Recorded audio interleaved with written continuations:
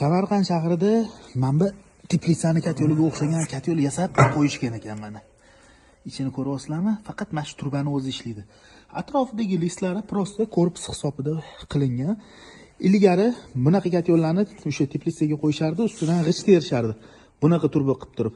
Hozir mash katyolli o'rniga biza 273 mini gibrid katyolimizni ustanovka qildik avtomatik garelkasi bilan. Reduktor o'chib qovurib jonga tegdi.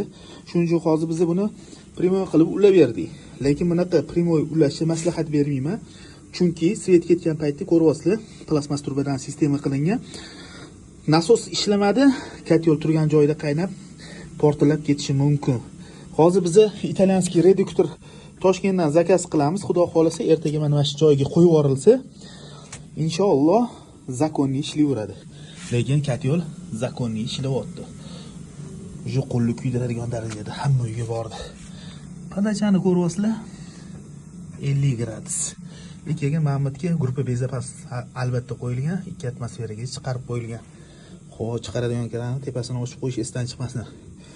Sistemali havoni chiqarib yuboradi. Yopib qo'ysanglar chiqarmay qoladi.